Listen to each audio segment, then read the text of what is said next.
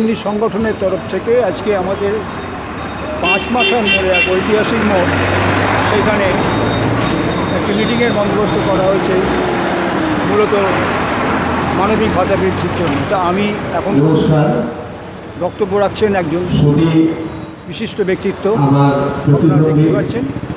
ভাই বোনদের উদ্দেশ্য বলছি,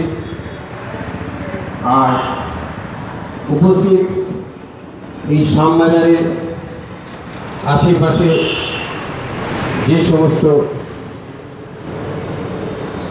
পরিবারবর্গ আছেন, যারা নিজের ঘরে বসে শুনতে পাচ্ছেন, যারা পথ চলতি মানুষ তারা শুনতে পাচ্ছেন, তাদের সকলকেই একটু আহ্বান জানাচ্ছি।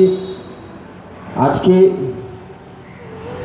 আমি এসেছি, তার আগে আমি একটু আপনাদের আমার বিনীত সম্ভাষণ হিসেবে আপনাদের সবাইকে প্রণাম জানাই।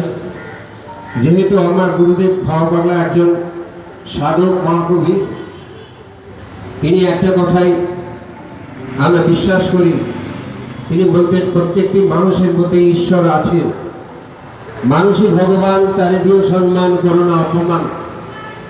কিন্তু সেই ঈশ্বর, সেই ভগবান আমাদের মধ্যে সুপ্তভাবে আছেন, আমরা সেটা বুঝতে পারি না। সেই সুপ্তভাবে, সেই সুপ্ত ঈশ্বর, সেই পরমাত্মাকে আত্মার মধ্যে, আমাদের আত্মার মধ্যে জাগানোর জন্য আমাদের একটা সনাতন হিন্দু সংস্কৃতি চলে আসছে, সেইটা আমাদের জাগাতে হবে। সেই কাজ আমি করে থাকি। আজকে আমি এসেছি